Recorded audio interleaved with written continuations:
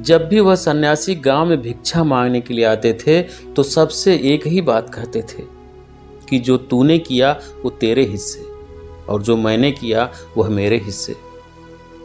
दोस्तों, आप अपने जीवन में कभी न कभी यह कहावत जरूर सुने होंगे कि जैसा कर्म करोगे वैसा ही फल प्राप्त होगा। लेकिन क्या यह सच है? क्या सच में आप दिल से मानते हैं कि अच्छे कर्मों का फल अच्छा ही होता है?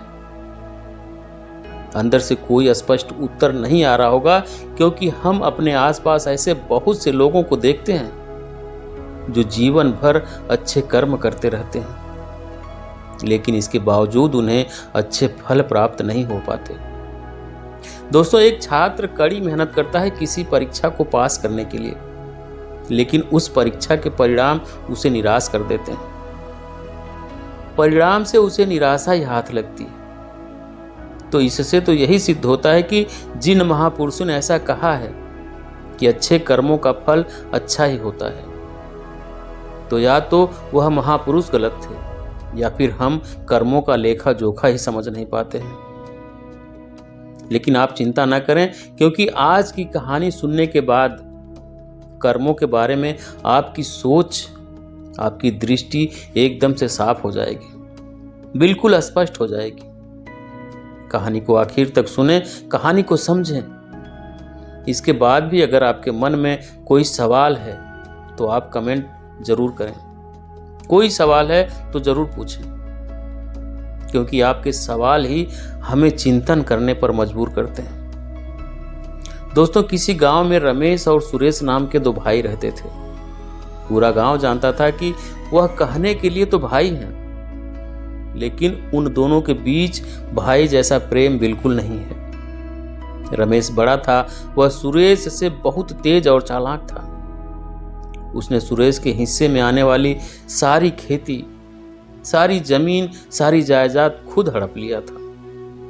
इसलिए सुरेश के परिवार को बड़े ही कष्ट के दिन झेलने पड़ते थे। सुरेश की पत्नी अक्सर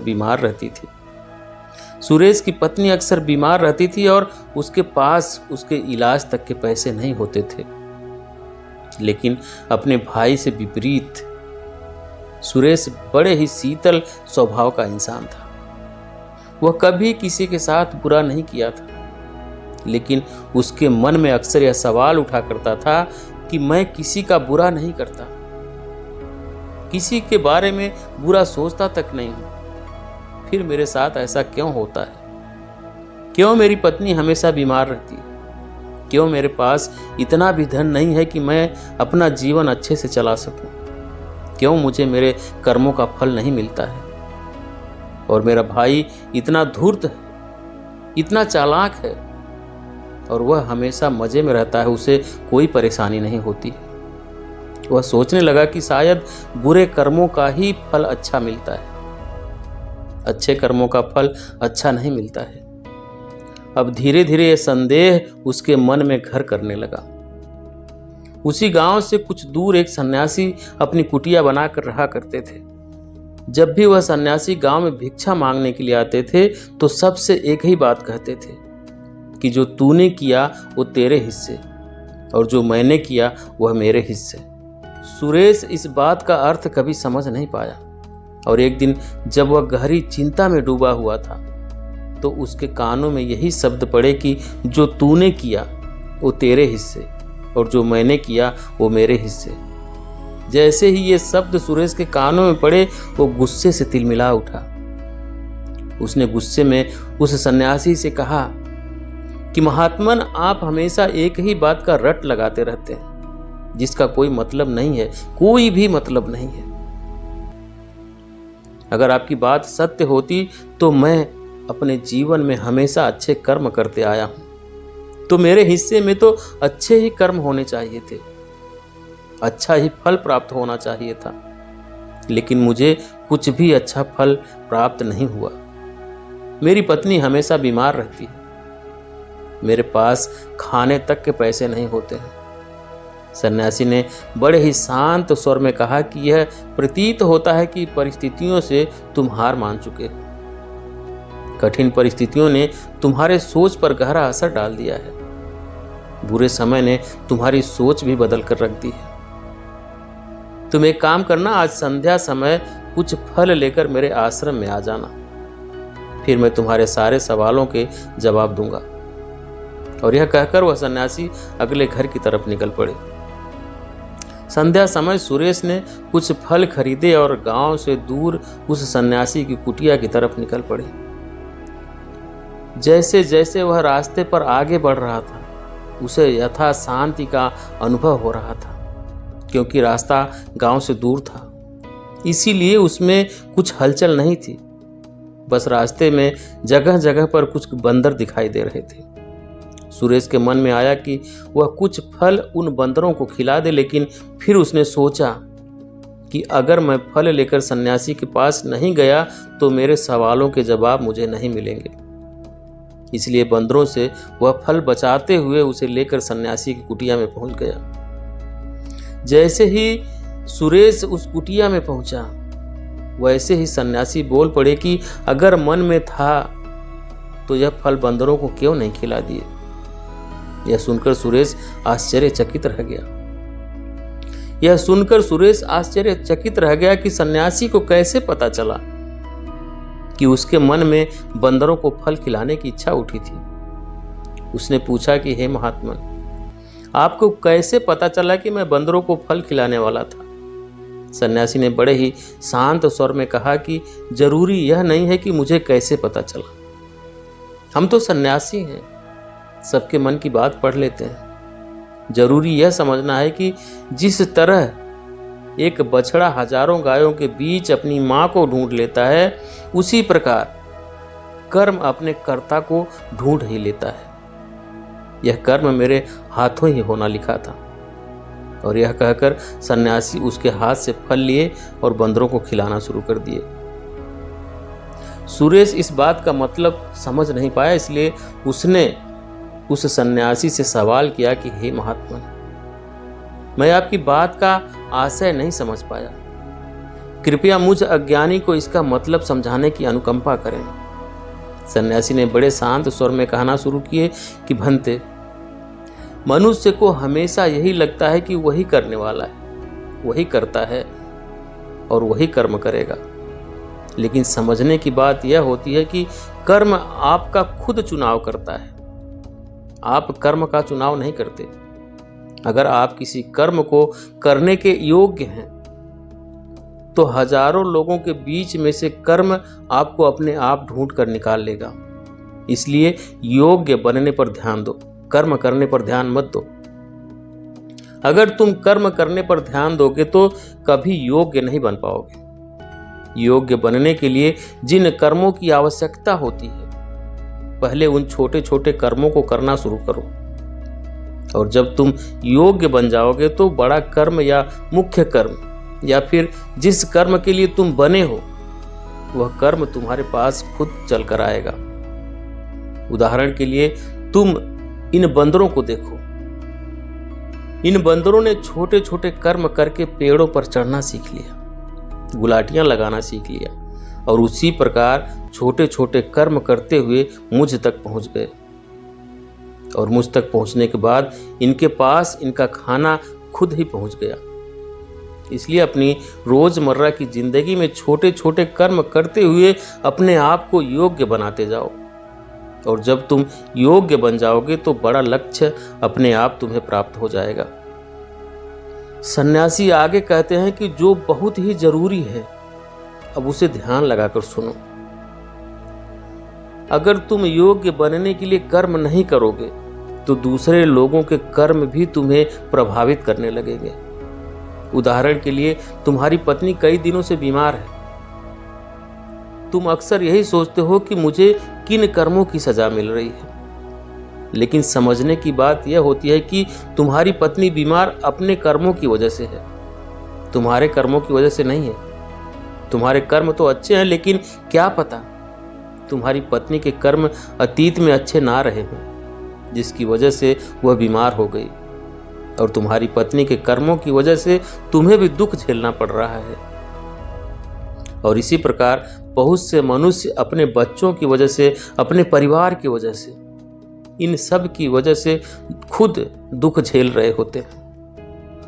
लेकिन जरा सोचो, अगर तुम योग्य होते तो तुम अपनी पत्नी का खुद इलाज करवा पाते, उसकी बीमारी खुद दूर करवा पाते।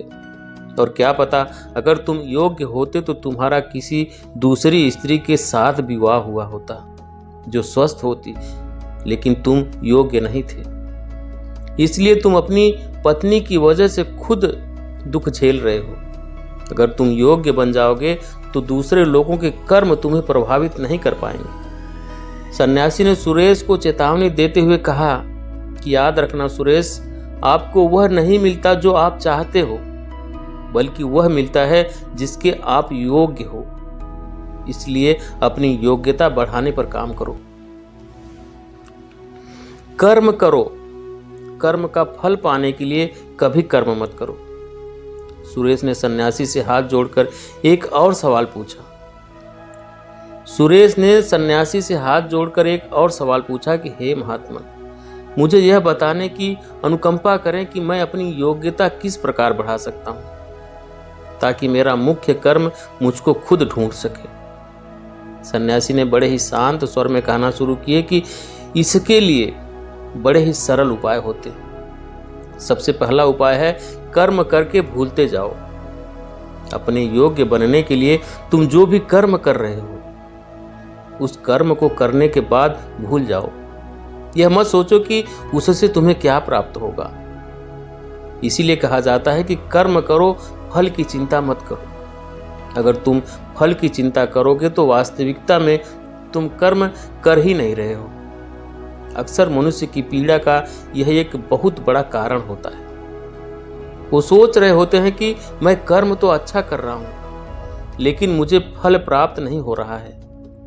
और यही पीड़ा उसके मन को ठेस पहुंचाती रहती है, उसको अपने लक्ष्य से भटकाती रहती है।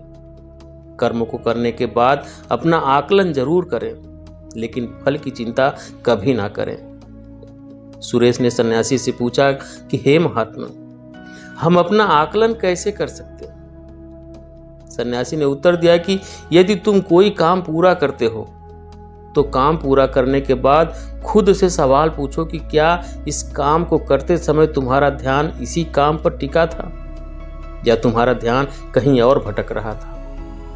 इस तरह तुम खुद का आकलन कर पाओगे कि तुम कितने ध्यान के साथ उस काम को कर रहे हो, और जितने ध्यान से तुम किसी कर्म को करोगे उतनी ही तुम्हारी योग्यता बढ़ती जाएगी। और अगर तुम यूं ही बस पूरा करने के लिए किसी कर्म को करते रहोगे तो उस कर्म से तुम कभी भी योग्य नहीं बन पाओगे। वह कर्म तो पूरा हो जाएगा, लेकिन उसका फल तुम्हें प्राप्त नहीं होगा। इसलिए अपना आकलन इस प्रकार करो कि तुम्हारा ध्यान वहां पर टिका हुआ हो। वहां पर टिका हुआ था या नहीं, या तुम्हारे विचार तुम्हें कहीं भटका ले गए थे। और कोशिश करो कि अगली बार जब तुम कर्म करो तो तुम्हारे विचार उसी कर्म पर टिके रहें, इधर उधर दूसरी बातों में ना भटके।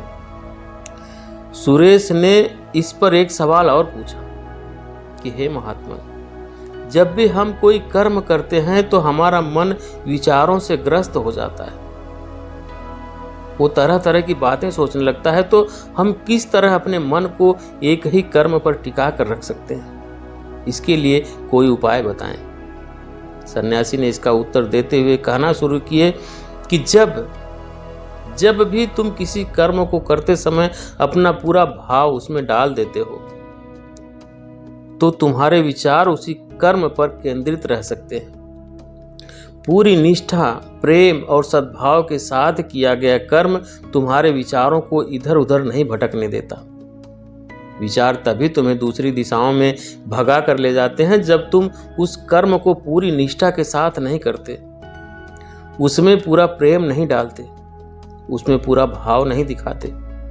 जब भी तुम ये तीनों चीजें उस कर्म में डाल देते हो तो स्वाभाविक रूप से तुम पूरी तरह उस कर्म में सम्मिलित हो जाते हो और तुम्हारा मन और मस्तिष्क एक ही जगह पर टिका रहता है। सन्यासी ने अपनी बात को खत्म करते हुए कहा कि अगर कोई इंसान कोई मनुष्य इन उपायों का सही तरीके से इस्तेमाल करे, उसका पालन करे, तो वो किसी भी काम के लिए अपने आप को योग्य बना सकता है। और एक बार अगर वह योग्य बन जाता है तो उसी बछड़े की भांति उसका कर्म उसे अपने आप ढूंढ लेता है। सुरेश को कुछ फलों के बदले जीवन भर का ज्ञान मिल चुका था, उसे स्पष्टता मिल चुकी थी, उसके मन के सारे सवाल खत्म हो चुके थे। उसने सन्यासी को प्रणाम किया और वहां से अपने घर के लिए निकल गया। रात हो चुकी थी और रास्ते में बहुत अंधेरा छाया हुआ था। वह इन बातों के बारे में विचार करता हुआ अपने घर की तरफ निकल पड़ता है। तो दोस्तों, कैसी लगी आपको ये कहानी कमेंट करके ज़रूर बताएं। कहानी अच्छी लगी हो तो वीडियो को लाइक करें, शेयर करें। चैनल पे नए हैं, चैनल को सब्सक्राइब नहीं किए हैं तो प्लीज़ चैनल को सब्सक्राइब करें, बेल आइकन प्रेस कर लें ताकि आने वाली सभी वीडियो का नोटिफिकेशन सबसे पहले आपको मिले। वीडियो देखने के लिए बहुत बहुत धन्यवाद।